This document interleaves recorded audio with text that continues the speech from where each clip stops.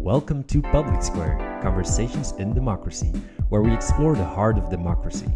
I'm your host, Wietse van Ransbeeck, on a mission to reboot the public sector and invigorate local democracies worldwide.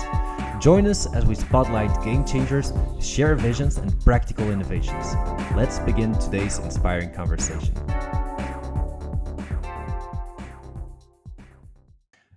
Today, we're traveling to the north of Norway, to the third biggest city of the country, somewhere tucked in between the fjords.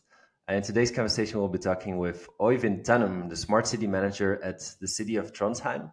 We'll be exploring two very exciting topics. First one is going to be on the smart city network that they've built in Norway, and more particularly, we're going to talk about cooperation between municipalities.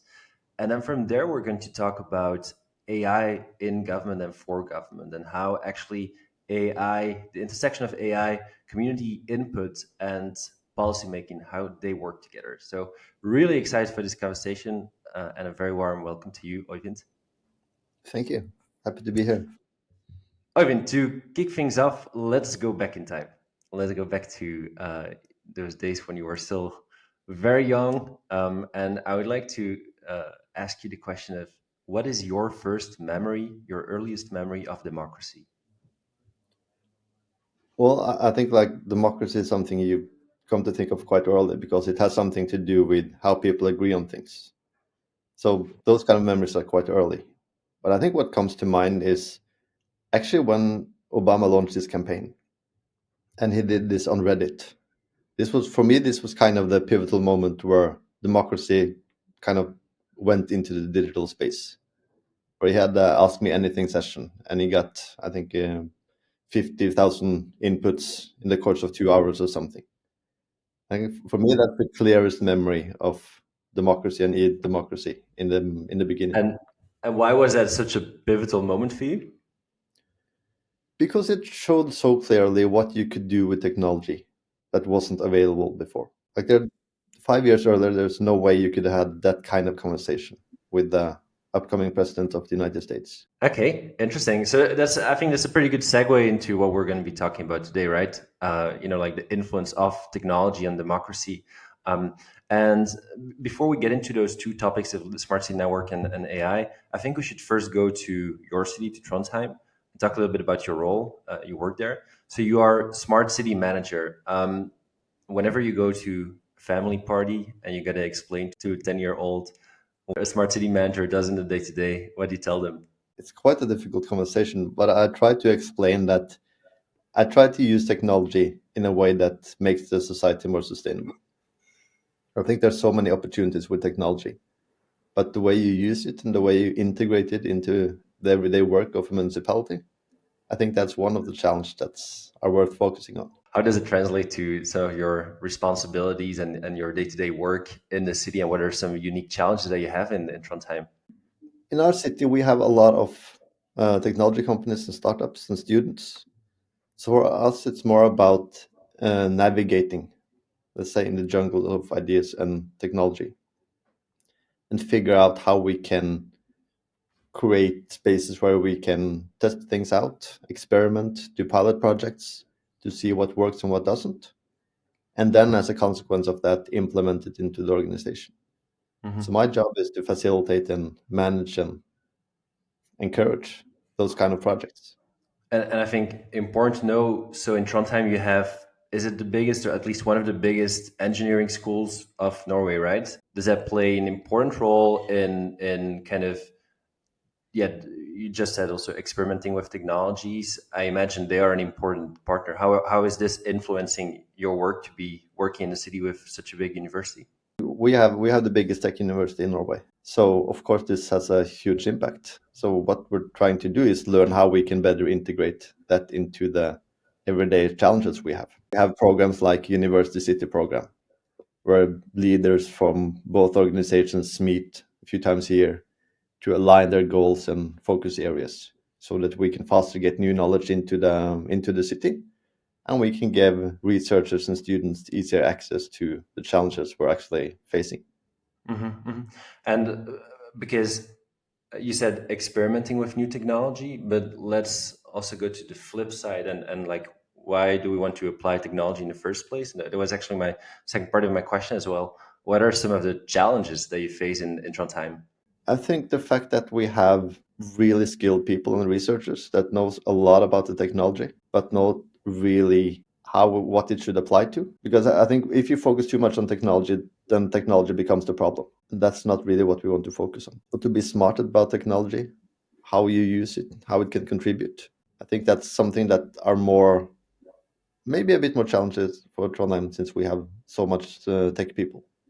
And do you have an example for us of a recent smart city project that you've implemented and I think the world should know about? You want success stories, right? That's what you're after. Right.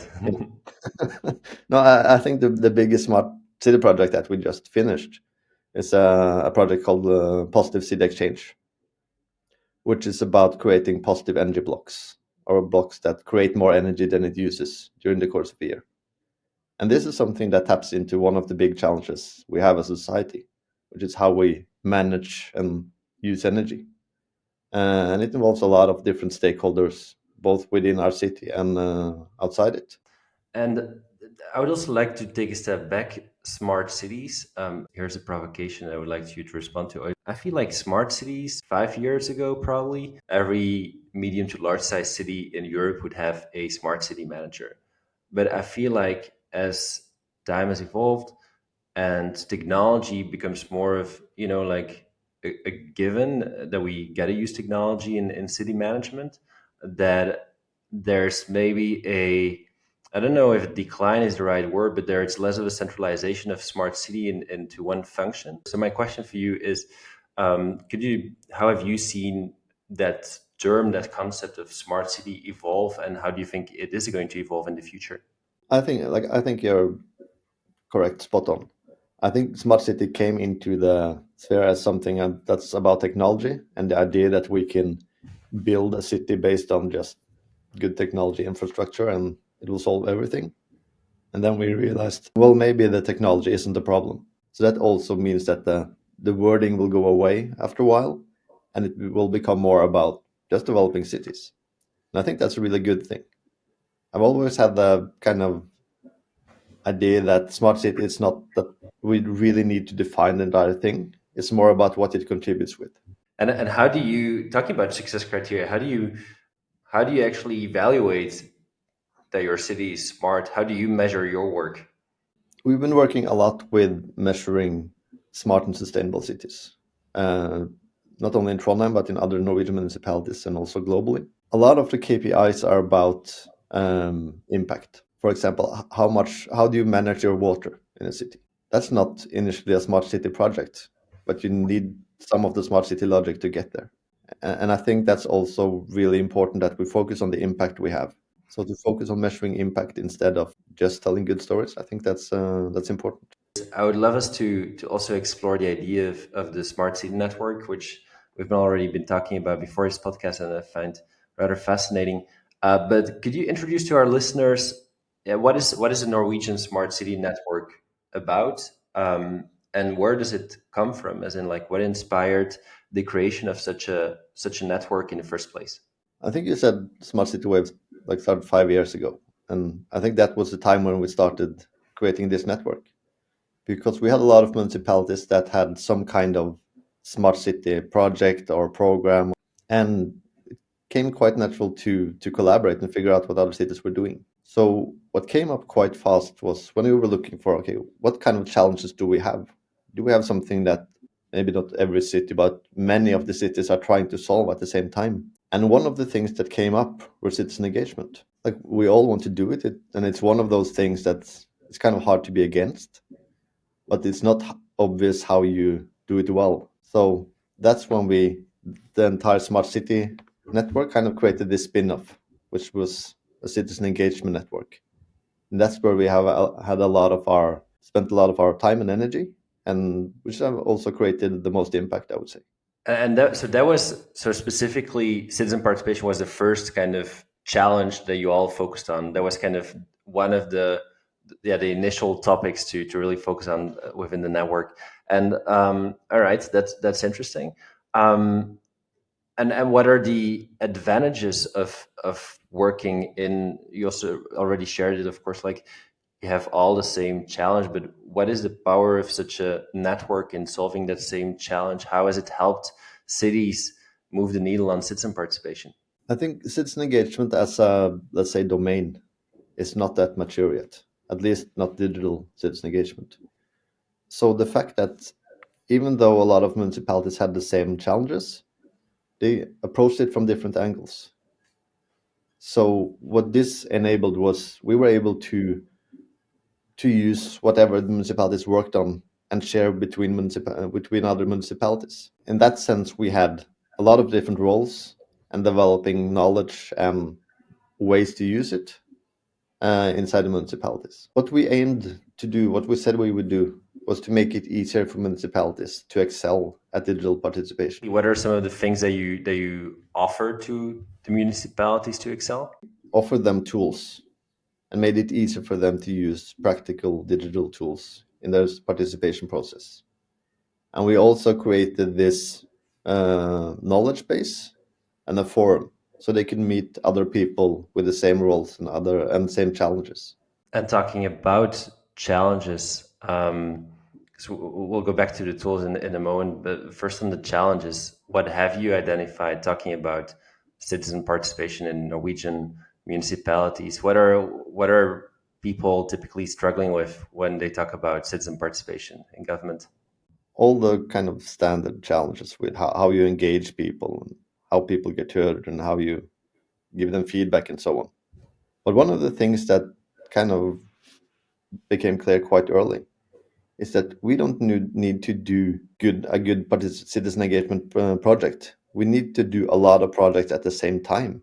And isn't the challenge then mainly a challenge inside your organization? As in, I hear you saying like, okay, you said it before, like let's not focus on single projects, but let's focus on like the sum of the projects and the overall impact in doing so, in scaling up that impact of citizen participation.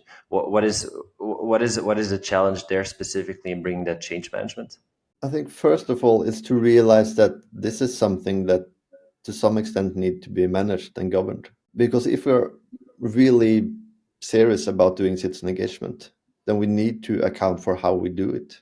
And on the other end, it's also a bit awkward when we talk to citizen and they say, "Well, we had a colleague of yours last week that asked kind of the same questions. Maybe you should talk to her." So when you do more and more citizen engagement, quite soon you realize that we need some kind of system and logic when we do this. Hmm. Because doing citizen engagement also means that you actually care about the results of those processes. Okay, so interesting. So what you're saying is we need a system, we need a logic. I feel you're saying we need processes. I would dare to challenge that a little bit. I think the way I think about scaling impact and citizen participation and getting to like bigger scale, I think it starts beyond processes. It starts with culture and nurturing a culture and an attitude. Just to say, I think I'm a bit more on like the soft side than on the hard side of things here. And I think we often think about, or I think about culture of engagement in kind of three pillars. You need a clear political mandate. You need, and yeah, then we're getting to your point. You need the internal structure and the organization. And thirdly, you need the skills and the resources. Um, but I find it interesting that you would say, okay, the first thing we need is basically processes and rules. Um, how have you done that in Trondheim? I agree with what you're saying. And I think if you don't have the culture for citizen engagement, there's no reason talking about the system because you will never get there. But the way we approached this was our CEO created this network of people working with citizen participation, also inside the organization. So we're able to both collaborate with other cities, but also have a conversation inside our organization about how we do citizen engagement in different domains. Whether you're a city planner or you make more strategic societal plans, or you're working within healthcare, you do citizen engagement in some way. So having these people talk together, maybe we started to create a more common engagement culture. What are some of the ingredients of such a framework? So let's try to make that concrete. What are kind of the key elements of such a framework? You need the examples, like you need the good stories to show when we succeed and when we don't. But you also need to have those network meetings where you engage in dialogue with other colleagues. And I think as a natural consequence of that, you start creating systems and processes that are similar. So you kind of mature the way you work with citizen engagement also inside the organization. And is that also something you're trying to do? So bring it back to the network. Is that something you're trying to do also with the smart city network, trying to create like a common language, a common framework, a common system to think about citizen participation? That's exactly what we've been doing. The network consists of maybe around 20 municipalities.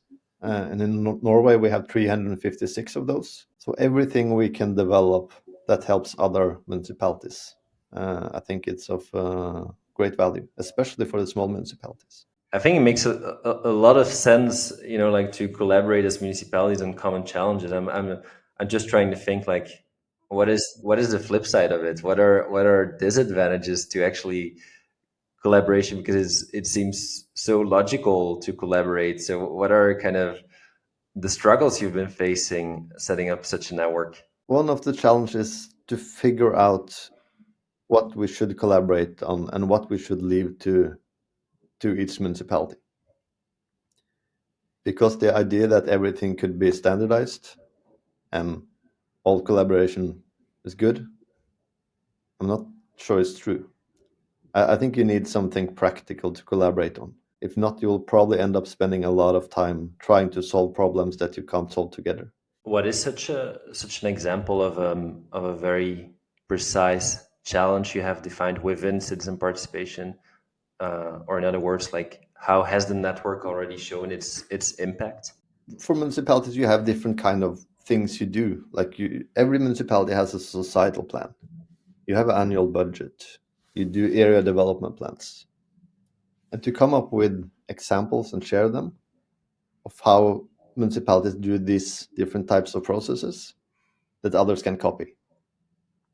So you both give them a template, Hmm. access to some tools, and you also give them people to talk to. So every municipality doesn't need to come up with the solution themselves.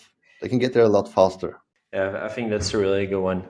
Sharing best practices, and I like the way you put it. Is sharing best practices can, then we always think about like a round table and like, okay, let's all share what we've been doing. But the way that you turn into action, let's get to a template. Let's bring that expertise into something that is reusable, because we cannot expect all those 300 plus municipalities probably to have top-notch participation officers. Some don't have the capacity, but they still might have to do the same mandated engagement. So what if we can provide them with the tips and tricks and something really tangible to work with? I like that. Looking forward, Øyvind, what is your vision for the future of the network? How do you, based on where you're today, where would you like to go in the future with the network? I think we're at the point where we have achieved what we said we would do. We would make it easier for municipalities to do citizen engagement. But I think the next step is actually it's a lot about technology because I think the recent wave with AI that kind of seemed to go into everything. I think that's also something that could have an impact in citizen engagement for good and bad. I think our goal as a network should be to figure out how we can use that potential and get as much positive impact as we can because it also built quite nicely on what we've done so far with working systematically and gathering insights and have both we have both a taxonomy and a process for how you do citizen engagement. So using that as a foundation for the use of I think that could have a huge positive impact. Before we, because this is now we're getting to the topic of AI. Before we get into that, you mentioned the word taxonomy. Can you elaborate a little on like what what is that exactly that you have constructed there? What we realized working with the societal plan in Trondheim was that when we get, I think we got 3,000 inputs from citizens on one single plan. And this was a myriad of citizen engagement processes or approaches. Everything from digital platforms to people writing a future story about their city, to engaging children's and attending festivals. So when you get 3,000 inputs from all of those arenas or activities, how do you analyze that in such a way that you will both kind of extract the meaningful things that came in and that you can also present it for the politicians and account for how you got there? So we got inspired from the sustainability work and sustainability KPIs and figured out we need some kind of structure to be able to both analyze it well and communicate how we analyzed it. And that kind of sorting model is what we call a taxonomy. And this is something that have been spreading across cities because everyone wants to account for how they do this. And where does that? Why do you need a taxonomy in the first place, and especially why do you want it to be shared? As in, what could be some of the advantages of all cities using the same taxonomy? Like, first of all, this citizen engagement process, it needs to plug into something, right? It needs to plug into ongoing project processes, planning initiatives. And that's the same for all municipalities. So that kind of interface, it makes sense to standardize. And I also think we need more research on this topic. That's also why we involved NTNU, our university, into developing this taxonomy, because we need to understand how we can analyze citizen engagement at scale in such a way that we're able to actually manage the entire process and the outcome of it. If you as a human want to interpret 3,000 inputs, it's quite hard. I can probably remember three, and then I'm kind of use my capacity. So I think we need some kind of model to do this. Yeah, that makes a lot of sense. I mean, that really resonates, of course, with the work that we are doing as well. Like we've seen so many cities collect hundreds of inputs, and then you spend weeks in a spreadsheet, and ultimately leads to a lack of impact because if you we often see like this three kind of ways to go about it. Either way one, and that's the worst way, is you don't do it at all because it's too much work, and that's really, I mean, then your citizen engagement is leading to more distrust than what you had before, which is really a shame. Secondly, you hire a consultant, expensive, but they will do the job well. Or thirdly, you do it yourself, and you often manually go through those inputs and you spend a lot of time on it. So those are not really the most attractive options. And I think that's also a really good segue into the next topic, which is AI for government, AI for community engagement. I think I wanted to ask you, like, okay, what do you see as the main use cases for AI in community engagement and government? But I think we've just answered it, right? Like the data analysis part. But let's maybe dig a bit deeper there. Where do you feel that the technology is at today in order to help us with that challenge, and where do you think it could be going? The way I understand AI, or a lot of what it does, is it can find patterns. Big language model like ChatGPT is basically a pattern recognizer when it comes to language. And it does a lot of things incredibly well, but we also have seen that it invents stuff. That's really not what we want with citizen engagement. If we're able to take that technology and create kind of the guardrails so that we know why it comes up with the things it does, and it can point back to things, then I think the way we as humans and people working with citizen engagement can collaborate with an AI, I think that creates a huge potential. So, and to bring that back to the point you made earlier about the taxonomy, so the way that you envision that very practically is, you've got your thousands of inputs, your 3,000 contributions you were talking about earlier.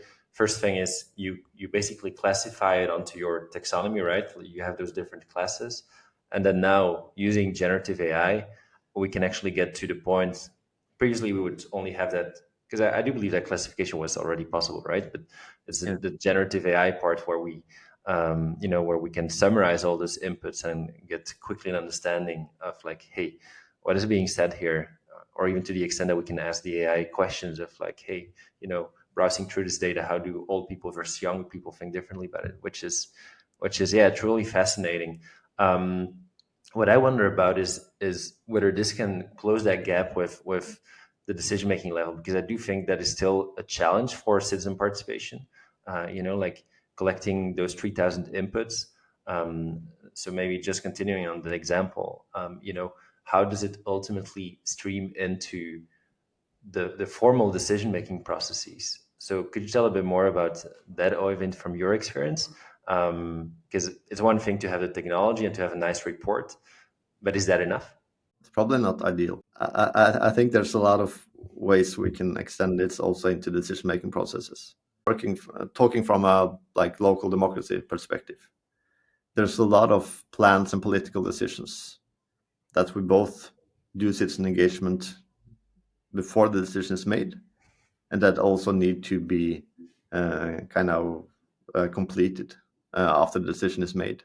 And I think one of the advantages with generative AI, which we've been exploring, is how you can do the citizen engagement process and summarize it, but you can also ask questions related to different policy development projects.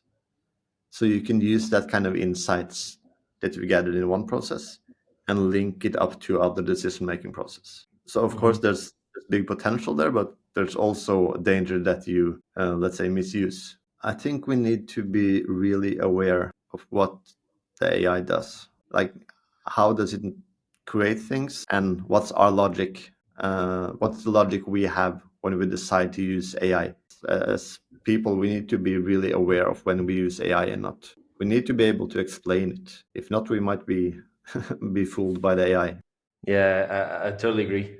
One of the things at CitizenLab when we think about the use case here of AI for data analysis, one of the things that we try to make sure that we have in the design of the AI is to always make every single statement that the AI comes up with to make it verifiable, that you can reference back to where the original input comes from, so that yeah, it's assisting humans rather than taking over the job from us. It's augmenting our work rather than replacing it. I think that's an important one. Um, but let's go back for a moment to the policy making, because I would like to dig a bit deeper into that. I think with you being like a smart city manager, um, I would like to get back to that challenge of like, is citizen participation making an impact? Is it leading to change in policy making, into decision making? And again, get a bit deeper into like what is blocking us today from increasing that impact of what the community is saying on policymaking. What do you see there today as the main challenges in connecting community input to actual decision making? I think one of the reasons I got interested in citizen engagement to begin with is I think it's really interesting how you can take a like area of expertise where people have spent maybe 5 years of education and then working with the problem for 10 years to really understand the topic, and then you're going to get citizen engagement on that topic you know so well. So kind of the complexity between understanding something really difficult and having, let's say, regular people be able to have opinions about it. I think that translation process, that's really interesting. And I also think that's where a lot of the value in citizen engagement related to decision making is, because if you do this process as well, you need to be able to describe the challenge in such a way that people can have opinions about it. And it also opens up from different perspectives, because when you come into things from a certain background, it of course affects the way you look at the problem. So to use citizen engagement to have a broader, more nuanced view and also make it more practical, I think that's one of the main accomplishments you can do by citizen engagement. Hmm.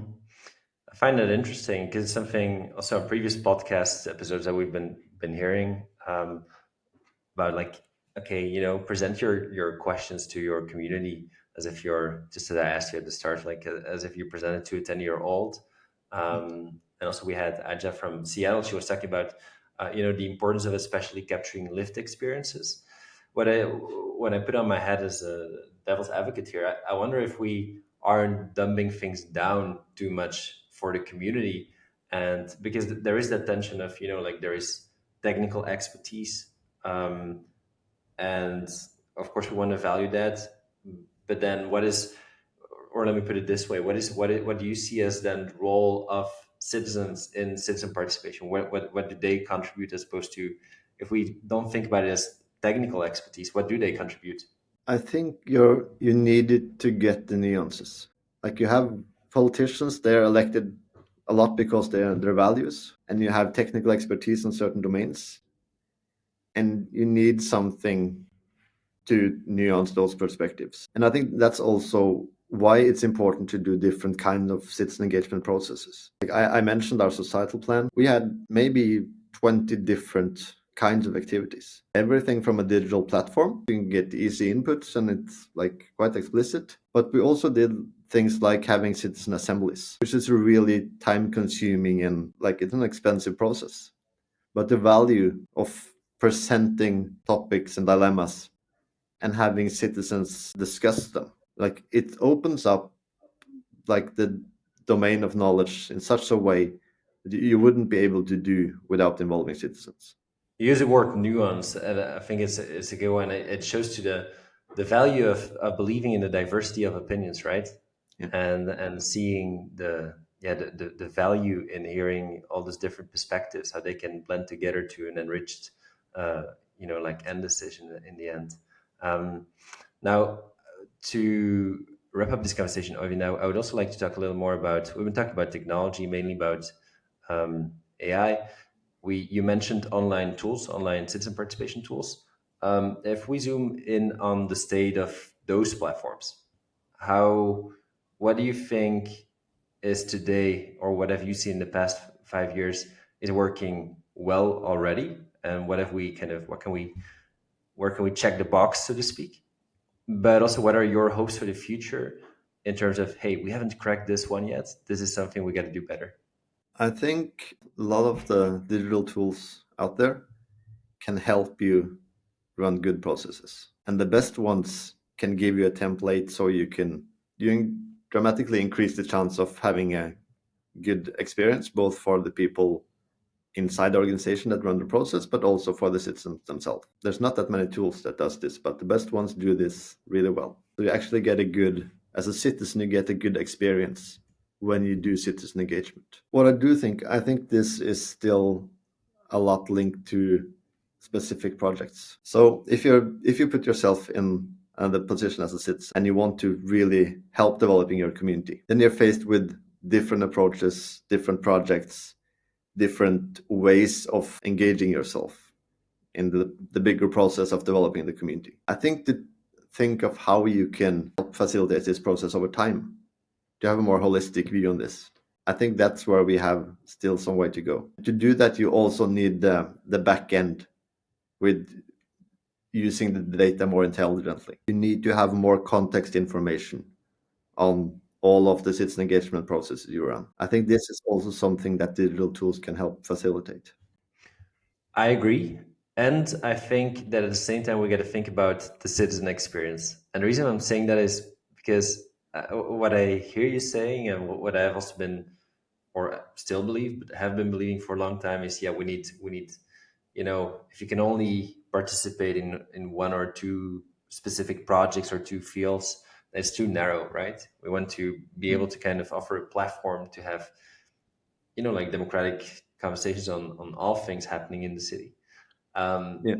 but someone was challenging me this week, like, hey, maybe we're a bit stuck on that train of thought, and maybe we're stuck on thinking too city centric about, okay, we want 50 projects on there, and we want to show everything that we're doing, and then you get lost in an ocean of details and an ocean of, like, that you're being overwhelmed, where I guess the answer is not but and we need to think of an experience for citizens so that it's tailored to their interests, so that the engagement opportunities we present are relevant, based on where I live, based on what I'm interested in.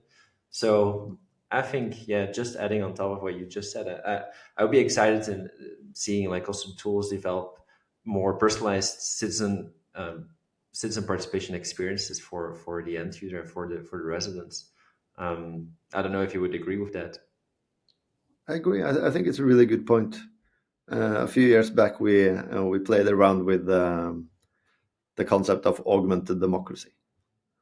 Like, how do you enable others to take part? And what kind of information do you put at the forefront to increase the chance of people like finding what they care about, without going, like, you can bring this a bit too far, which I think a lot of social media have been doing. So we don't want to go that far, but at least how can we enable people to take part? I think that will both increase the quality of local democracy, and it will also lead to a more socially sustainable city, because people are more part of their community. Augmented democracy. First time I'm hearing that.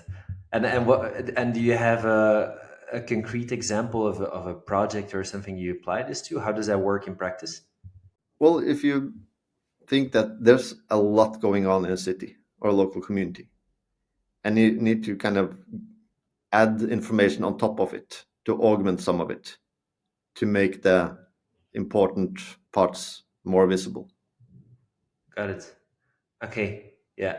All right. So seeing the role of government in not only just presenting what you are working on, but kind of making as you want, like a democratic translation showing like, hey, this is what we're working on. These are the key things to know. Yeah, of course, a lot is about communication, I guess, making things really easy to understand, visualizing them well. Yeah, and I also think it's important that we don't, like, as since I work for city administration, we don't always try to take the central role in here.